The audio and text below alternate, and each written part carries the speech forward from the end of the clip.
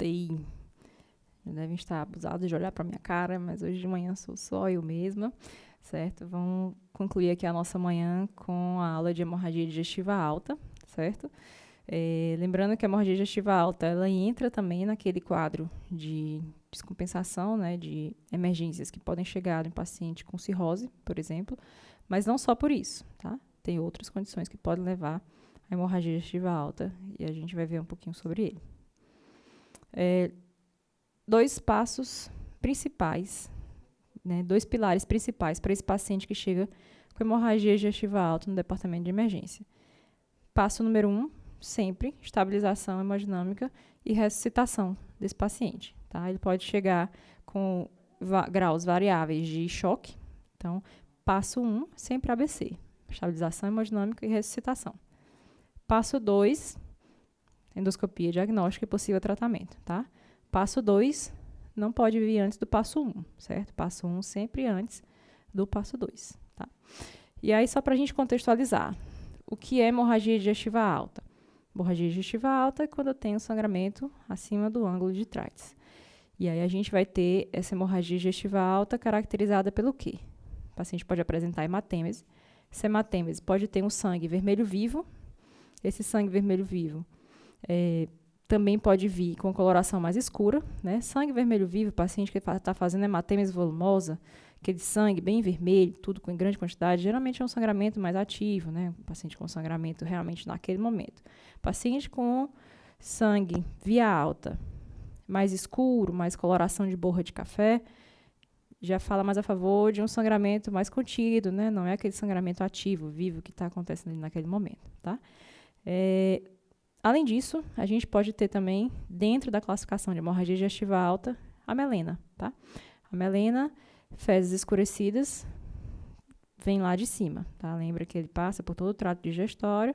O paciente pode ter, inclusive, concomitante melena e hemorragia digestiva alta por hematêmese, tá? O paciente está fazendo hematêmese e está fazendo melena ao mesmo tempo. Então, provavelmente, ele já está há um certo tempo sangrando, tanto que o sangue passou por todo o trato digestório e chegou aí na parte das fezes escurecidas. Tá? E hematoquesia. Hematoquesia fala menos a favor de hemorragia digestiva alta. Hematoquesia fala mais a favor de outras causas, tá? Ou seja, aquele sangue, né, mais vermelho vivo nas fezes. Pode acontecer na hemorragia digestiva alta? Pode. Pacientes com sangramentos muito volumosos, que praticamente passa direto ali pelo trato gastrointestinal, eles podem apresentar esse sangue vermelho vivo nas fezes, tá?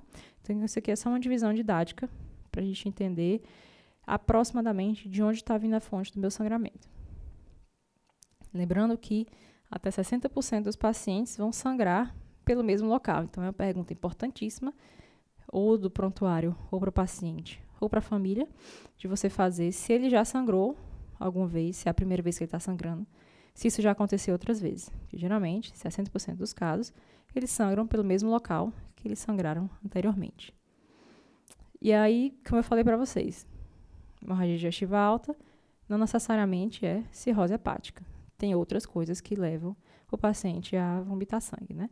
Varizes e DUP, né, são os dois pilares principais que a gente mais encontra no departamento de emergência, né? Varizes esofágicas, né?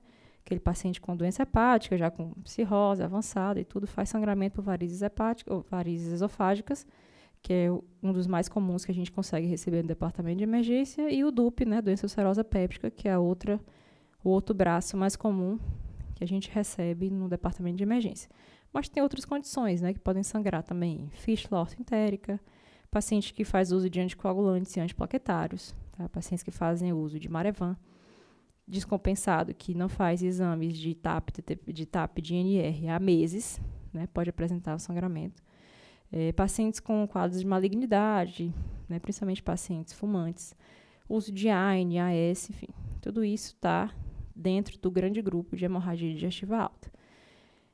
E aí, vamos lá para o nosso paciente. Imaginem vocês que você estava aqui recebendo seu plantão, e aí estava aqui de costas, tinha um pacientezinho lá deitado, né, curvadinho, com a posiçãozinha antálgica dele, e aí, de repente, ele vomita essa quantidade de sangue, tá?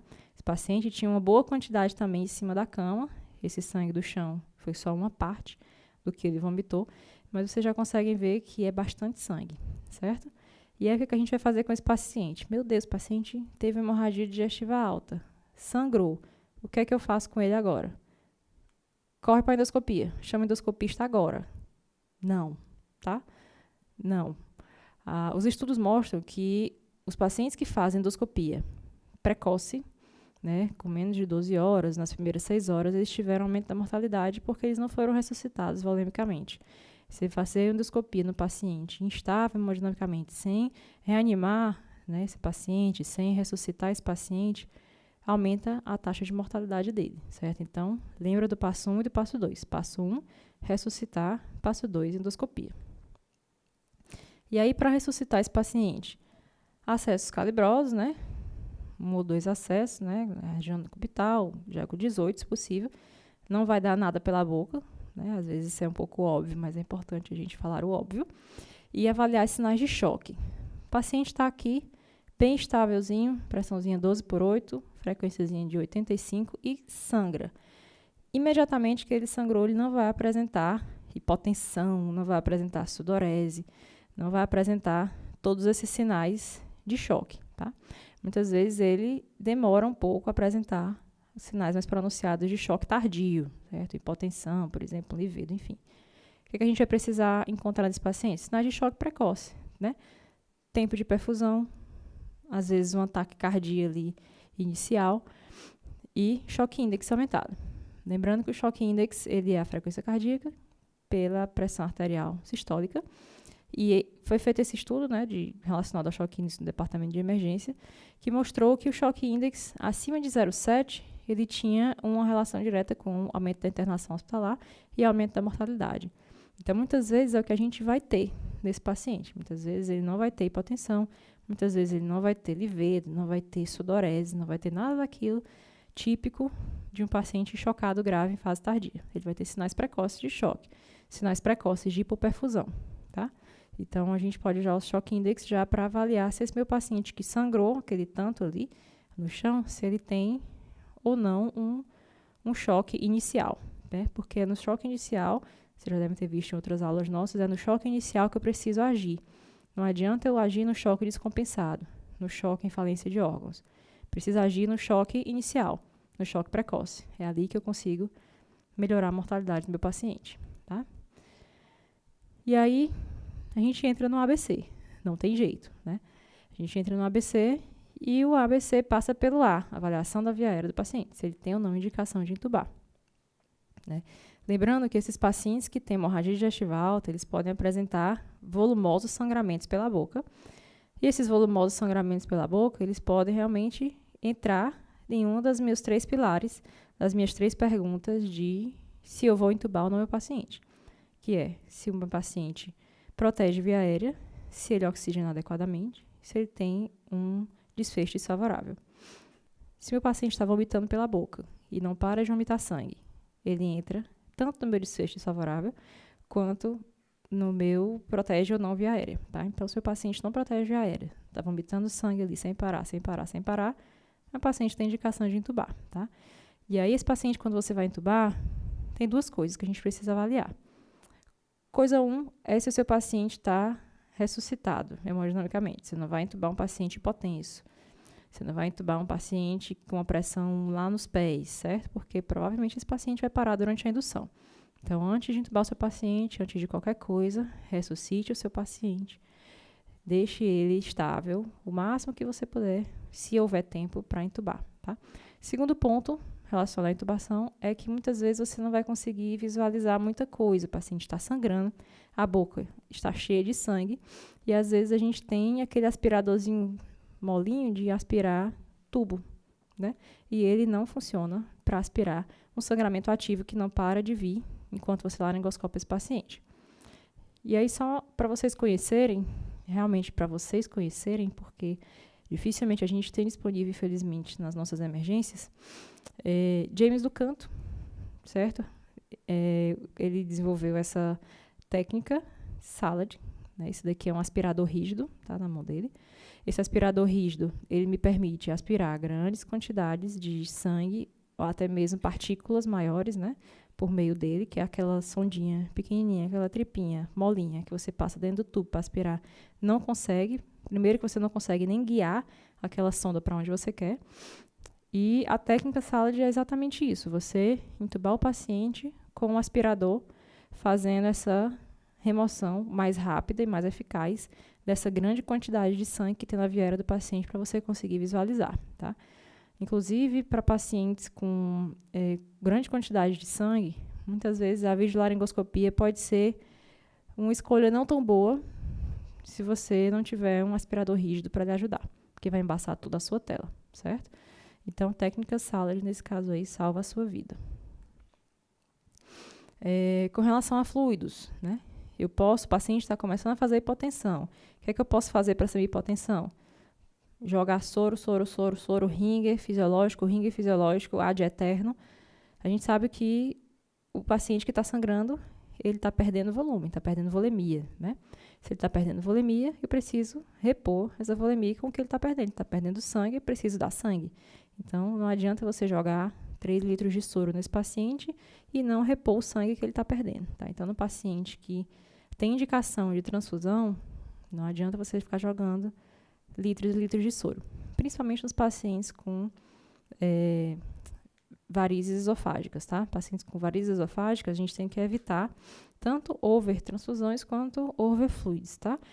Porque vai aumentar o meu sangramento por essas varizes. Se eu não souber ainda se é por varizes, se eu tiver suspeita de sangramento por varizes. Então, muitas vezes a gente vai deixar aquele paciente no limite do 65, do 60 de PAM, que eu consigo segurar ainda por um tempo enquanto o meu sangue não chega, tá? E aí, se o seu paciente tem indicação de abrir PTM, você abre PTM, protocolo de transfusão maciça.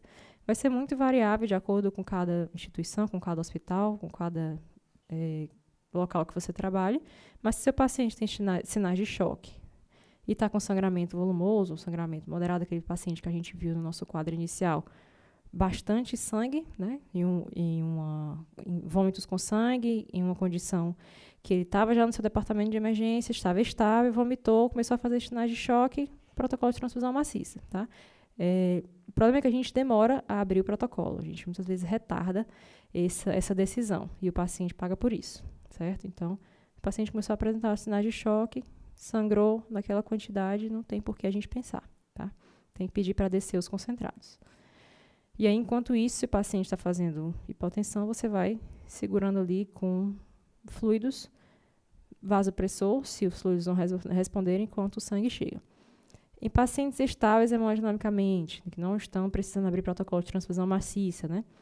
Não estão com aqueles sinais de choque, hipotensão pronunciados, mas que estão realmente com hemorragia digestiva alta. Quando é que a gente transfunde? Quando o HB cai abaixo de 7. Tá?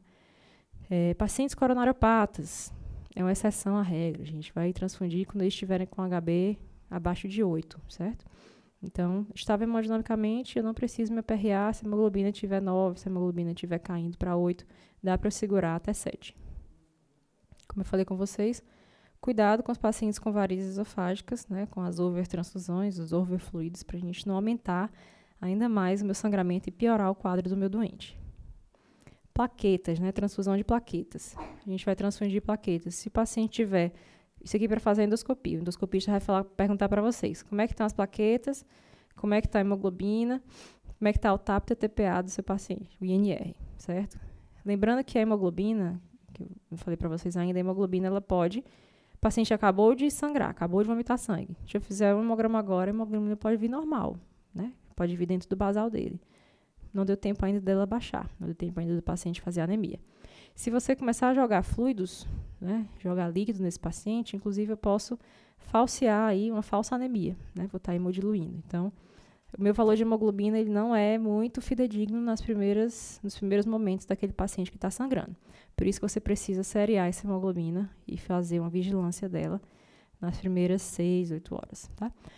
Plaquetas. Quando é que a gente vai transfundir? Se o paciente estiver sangrando, quando eu estiver com menos de 50 mil, se ele não estiver sangrando, quando estiver abaixo de 20 mil, certo? Muitas vezes os endoscopistas não vão querer fazer a endoscopia por conta do valor das plaquetas, tá? Mas a transfusão tem indicação nesses dois valores. E o INR, né? O INR, a recomendação é que, se possível, você consiga corrigir quando tem valores acima de 2,5, certo? Mas os estudos realmente não mostraram diferença de mortalidade se você fizer uma endoscopia com INR mais alto. Muitas vezes os pacientes com cirrose hepática vão chegar com INR mais alargado mesmo, tá? Então, muitas vezes você não vai conseguir corrigir. Procinéticos. Os procinéticos realmente funcionam, né? Nesse caso do paciente com hemorragia digestiva alta, a gente sabe que a gente tem hoje o nome desses dois procinéticos, né? Eritromicina e metoclopramida. Mas a eritromicina é bem menos disponível, né? Comprimido de eritromicina a gente vai ter bem menos disponível. Mas eles são usados para quê? Eles não vão alterar a mortalidade, não vão alterar a taxa de ressangramento. O que eles vão fazer é ajudar a minha endoscopia a visualizar onde é a fonte de sangramento. Eles vão ajudar ali a remover partículas, né? A remover substâncias, né? Coágulos que estejam ali no estômago, que possam vir a atrapalhar quando o meu endoscopista for lá entrar para visualizar onde é que está sangrando, certo? Então, serve para isso. Diminuiu, nos estudos que foram feitos, diminuiu a chance de um second look endoscópico, né? Que realmente não é o mais indicado você fazer a segunda endoscopia para visualizar a fonte de sangramento. Vasopressores, né? O que é que a gente tem de vasopressores? Para pacientes com sangramentos por varizes esofágicas, a gente tem octreotide, telepressina e somatostatina. Telepressina, lembrando que não tem disponível nos Estados Unidos. O que a gente mais tem disponível aqui no Brasil também vai ser o octreotide, né? Pelo menos nas emergências que eu trabalho é o que a gente mais encontra, certo? Octreotide como vasopressor para esses pacientes, tá? Lembrando que sempre fica aquela dúvida, né? Se eu posso usar octreotide para o paciente que tem uma suspeita de sangramento por DUP. Enquanto você não fez a endoscopia, se você tiver uma suspeita para sangramento por varizes, você pode começar, sim, tá? Não tem problema.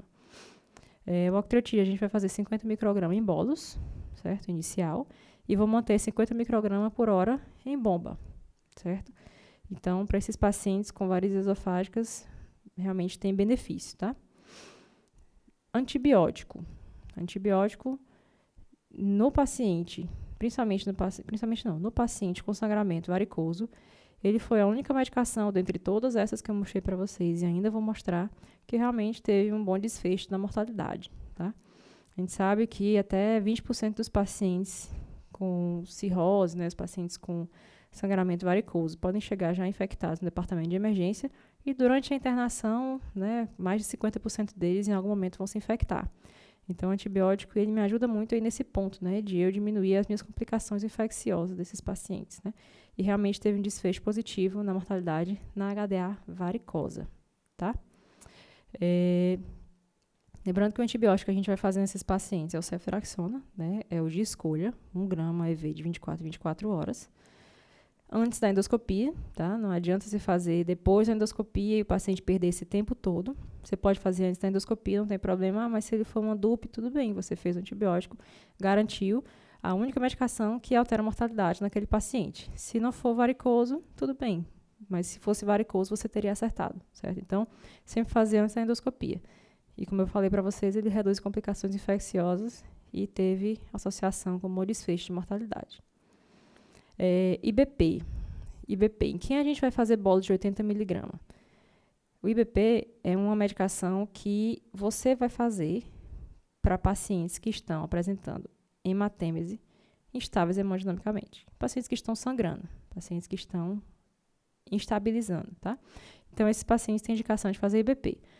Mas se não for um paciente com sangramento por DUP, se for um paciente com sangramento por varizes, eu vou ter que fazer, não vou ter que fazer. Pacientes com esses critérios, né? Hematêmese e instabilizando hemodinamicamente, ou que já esteve instáveis hemodinamicamente, você faz o IBP, tá?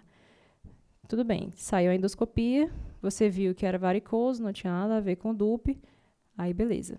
Aí você reajusta a sua conduta. Mas antes da endoscopia, a gente faz a conduta como se a gente estivesse encontrando qualquer uma das duas condições, tá?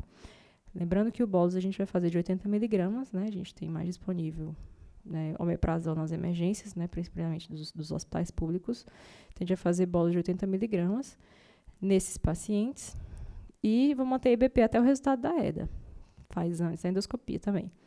Se a endoscopia mostrou realmente que o paciente tinha uma úlcera, né, está sangrando por causa dela, A segunda dose que você vai fazer vai ser de 40 miligramas e vai ser mantida de 12 em 12 horas, tá? De acordo com essa hora da primeira dose.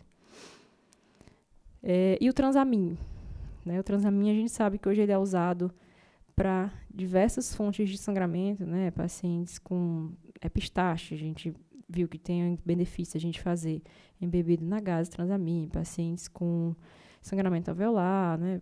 Paciente com ptise, pacientes com trauma, né? No contexto do trauma, o estudo CRASH 2 aí para mostrar, pacientes com TCE, mas no paciente com hemorragia digestiva alta. O paciente com hemorragia digestiva alta foi feito um estudo, né?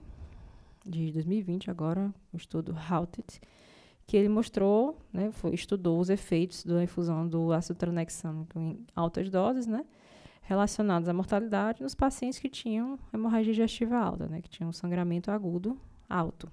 E aí foi visto por esse estudo HALTED que não teve alteração de mortalidade. Mas não foi só isso. Eles também viram que os pacientes que fizeram uso do Transamin tiveram mais eventos trombóticos, né, tanto TVP quanto TEP. Então, na maioria dos protocolos de transfusão maciça que vocês vão ver, é para ter essa diferenciação, né? Que no caso do trauma a gente vai fazer Transamin, que realmente teve alteração com mortalidade, e os pacientes que têm hemorragia digestiva alta não vão fazer, tá? Porque não mostrou alteração com mortalidade, não reduziu mortalidade, não teve benefício e aumentou os eventos trombóticos, tá? Então a gente não faz, não é indicado. E sonda. Tem indicação, tem evidência, passa, não passa. Fica sempre aquela dúvida, né? Lembrando que, se você for passar uma sonda, qual é a indicação? Em caso de dúvida, se tem ou não tem sangue no estômago, né? Se está na dúvida, se tem ou não tem, se o paciente tem ou não hemorragia digestiva alta, se aquela borrazinha de café que saiu da boca dele era ou não sangramento, e para remover coágulos, resíduos e partículas. Foi feito um estudo que mostrou que tanto o uso da sonda quanto o uso da eritromicina tinham igual relevância nessa remoção de coágulos, resíduos e partículas para avaliação endoscópica, tá? Então, assim, sonda não é recomendado. Não mostrou benefício de mortalidade, nem de transfusão, nem de ressangramento, nem de permanência hospitalar. Então, não é recomendado o uso de sonda nesses pacientes para avaliação de se está ou não sangrando, tá? E aí, agora sim, agora vamos fazer a nossa endoscopia. O paciente chegou, foi estabilizado, foi feito o ABC, foi avaliado se tinha ou não indicação de mexer na via aérea dele, foi avaliado, foi feito todas as medicações, né, que poderiam ser feitas, né, IBP, antibiótico, foi feita ressuscitação com fluidos, PTM, se tivesse indicação ou não. Transamin não tem indicação, como a gente viu. E aí, a gente agora vai fazer a nossa endoscopia com o paciente ressuscitado, né? Muitas vezes a gente não consegue, né, obviamente, ressuscitar o paciente. Muitas vezes ele não vai parar de sangrar, né? E aí vou já mostrar para vocês o que a gente pode fazer. Mas aí o paciente está ressuscitado, beleza, vou chamar o meu endoscopista, né? A endoscopia tem uma alta sensibilidade e especificidade para hemorragia digestiva alta. Ela é tanto diagnóstica quanto terapêutica, né? Ao mesmo tempo que eu entro com o endoscópio para visualizar o meu estômago, né, acima do meu ângulo de Treitz, para visualizar onde é que está sangrando, esôfago e estômago, eu também consigo tratar esse foco sangrante, se possível, né? Muitas vezes eles não vão conseguir por motivos vários, né? Porque o paciente está com resíduos, né? O paciente está sangrando ainda muito, em grande quantidade, o paciente instabiliza, enfim, muitas vezes não é possível, mas ela tem essa possibilidade de ser tanto diagnóstica quanto terapêutica, tá? E fazer a hemostasia, nesse caso associada a diagnóstico e tratamento. E aí fica aquela pergunta, né? 24 horas, 12 horas de endoscopia. O que a gente sabe é que a endoscopia imediata, assim que o paciente chega sangrando, não é indicada, porque o paciente precisa ser ressuscitado, tá? Aumentou a mortalidade, aumentou broncoaspiração, o paciente ficou instável, enfim, não é indicado. Endoscopia, dentro das primeiras 24 horas, é recomendada, mas para pacientes com varizes esofágicas, a indicação é que ela seja feita dentro das primeiras 12 horas, certo? Então, pacientes em geral, dentro das primeiras 24 horas é ok, e pacientes com varizes, de preferência dentro das primeiras 12 horas, tá? Então, não adianta você ligar de madrugada para o endoscopista para ele descer imediatamente, que o seu paciente acabou de vomitar sangue, porque ele vai ter que ser ressuscitado primeiro. E aí existem os scores de risco, né? A gente tem 3 opções principais de score de risco, que é o ROCAL, que a gente vai usar depois da endoscopia, o Glasgow Blatchford Score e o IAM-S65, que também a gente usa bem menos, né? O score que a gente mais utiliza é o GBS, né? Os scores de risco, eles servem para a gente se respaldar, né? Mas é tanto para o paciente, beleza, para você conseguir, né, guiar suas condutas, mas também serve para o doutor, para ele se respaldar do que você está fazendo, para não ser nada da sua cabeça, né?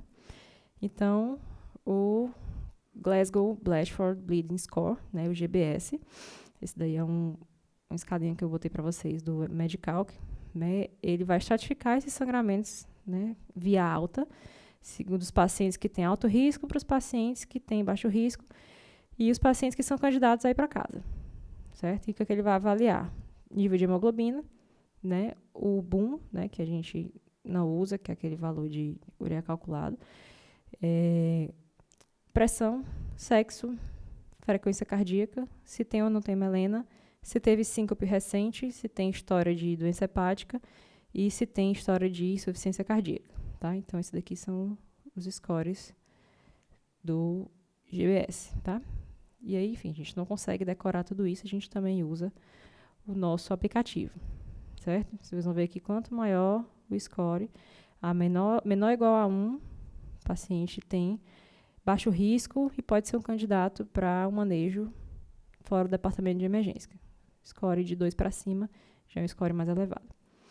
E aí a gente tem esse bonitinho aqui, que eu já tive a oportunidade de passar 2 ou 3 ou 4 vezes, certo? Que é um balão intragástrico, né? Que é um balão que vocês vão ver que ele tem tanto esse cilindrozinho menor quanto esse cilindro maior, que é o Sangue Stake Blakemore.